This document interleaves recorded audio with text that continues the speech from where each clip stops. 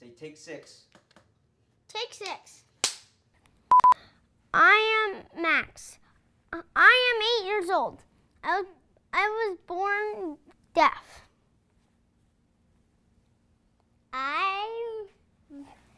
My name is Rex, and I'm 4, and I was born deaf.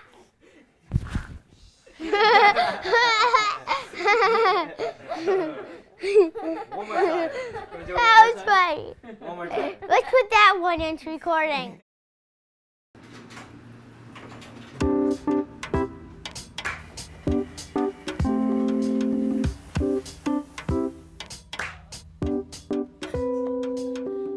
I came to the United States when I was 7, just arrived to this country with my mother and sister. 3 months later, she contracted meningitis, a very, very severe case, and it left her totally deaf and unable to walk. Fortunately, her mother, who is a nurse, realized that there were places in New York that she could go for help. And she went to NYU, and Mariela was implanted with a cochlear implant. She had only spoken Spanish, and so she had to learn how to hear Spanish again before she could be taught English. Probably the hardest part was going back to school because I went to a public school right after I lost my hearing. In the 8th grade, my highest grade was a 68. I was at the bottom of my class. No one was really giving me the attention I needed at that time. For my 8th grade graduation, I had a very, very small microphone. And my teacher was wearing it and had thought she had turned it off, but she really didn't. And she was talking to another teacher, and she had asked the other teacher, "What do you think is going to happen to Mariela?" And that teacher replied, Mariela's gonna end up flipping burgers at McDonald's. And I heard that.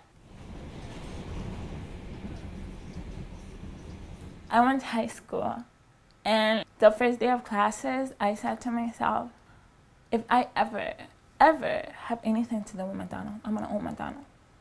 From then on, my life just completely changed. Mariela is a great example of the work that CHC does and the kind of people that we're proud to help. CHC's mission is to improve the quality of life for all people with hearing loss. And I would say that since 1910, when we were founded, our mission has remained relatively the same. In 1937, we began the first program teaching young children with hearing loss how to speak and to listen. Today, I would say that one of our hallmarks that we're known for is our program of teaching children with hearing loss how to speak and to listen. And it's regarded as one of the best of its kind, but today, it's not unusual at all. In fact, it's probably common that most children start at just a few months old. That one. That one. That one. The key with a child with hearing loss is they really surprise you. A lot of people who don't know the hearing loss population don't realize what these kids are capable of, even at, 2 years old. Snap. Snap. Ever since we've started here, Sienna started here when she was an infant. It's been top-notch. They treat her as if she's one of theirs. The first day we walked in was, I think, the best day that we could have possibly asked for. Purple. Should we get the purple? Purple.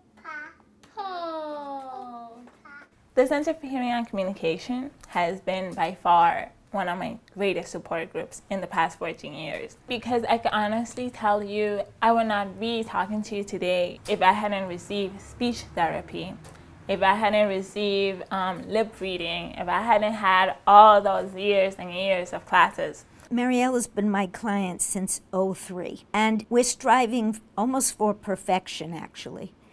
She's a very bright young woman, very motivated, very hardworking. We're trying to give her the best speech and language that she can possibly attain. All right, so let's do 10 words on the quiet, then we'll switch to 10 words on the loud. Tomb. Tomb. log. I'm currently in my 4th year, but I'm hoping to make it a 5th year at NYU, majoring in politics and history. She hopes to go into law or politics. It's going to be necessary for her to communicate well, and that's my job. In the next 100 years, regardless of what technology unfolds, there's reason now to think that our services will be needed more than ever. There are 38 million people currently in the United States with hearing loss, and the projections are that in the next 20 years, that number will grow to 50 million.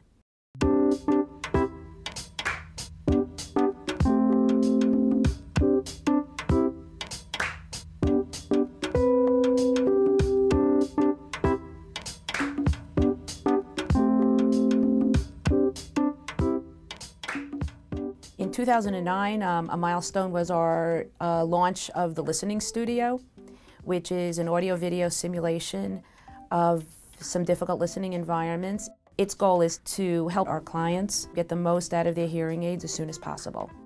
It's just been life-changing because I was very depressed.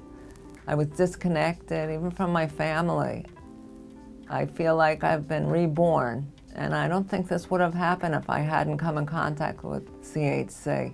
CHC has had a huge impact on my life and our family's life in a variety of different ways. I mean, we feel we owe a huge debt of gratitude for the services that they provided for our kids and for our whole family. So in the world of hearing loss and the rehabilitation of hearing loss, there's some amazing technologies and the future is very bright. We will probably see a totally implantable or near totally implantable cochlear implant. Hopefully, on the other end of it, in terms of prevention, we'll see some regulation that will try to stem the increased amount of noise that we are exposed to as human beings in this city and on this planet. I think that the standards set here will stay very high, and I just look for it to be here. I just wish more people knew about these programs, about these services, so that they too had the opportunity to be as successful as I consider myself to be.